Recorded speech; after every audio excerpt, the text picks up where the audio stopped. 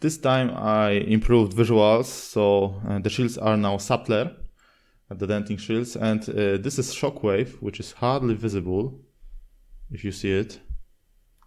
Like here, we have nice Shockwave. I've changed the shader altogether of that. Also repaired a bunch of errors. I've added engines because I got incredible feedback from the local development group. And new dialogue balloons, which now appear over the heads of the ships, not on the right as previously. The next thing I wanted to show you is trailer video. Look at this. High definition trailer video now. I wait for the acceptance of it from involved parties. And actually that's it. No more visual changes. Actually I'm ready to kind of work on the last thing, which are plots. But I know how to do that. I know how to do everything I want.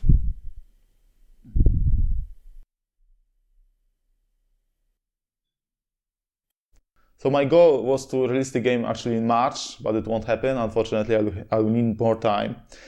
That's the reality. I also received a lot of feedback from our local game development group. I'm grateful for that. I've implemented some of them, of that feedback already. And I also noticed how my approach to game development has changed. I used to be concentrated on performant code, on really fast game. Now I'm concentrated on simple game that it's not that fast, but it's easy to change. It's really the good part.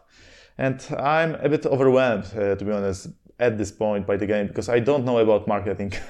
But I'm also overwhelmed because the game is harder than I thought. Really, if you want to finish the game and you want to work out these different details, there are a lot of them. And the more you want to play with them, the more ideas you have, basically, and the more flawed the game seems. I know that there is a point that you release imperfect game, otherwise you wouldn't release it at all.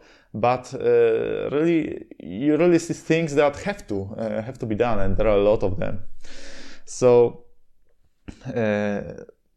documentation is really handy. Like now I see that documentation reminds me of the core premise of the game. It's really easy to get lost in the dreaming of the new features or the way the game should look, but when you see the documentation, you kind of get back to the core premise of the game, and that's really handy. I doubted the purpose of documentation at all, because it was useless at the beginning, to be honest. I created a great deal of documentation, like 5 pages. I've showed you, like in the one of the first DevBlog videos.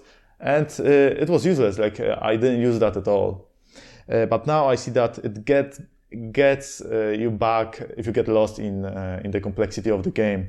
It gets you back to the core goal of the game, what was it aimed to be. Now, something I hate, marketing. I have no idea about marketing, to be honest. I hate that. I'm the person that naturally kind of don't like this whole idea, but I will learn that. I will have to create the web page and screenshots. Also, I will have to get my trailer approved by the music band, and that's it.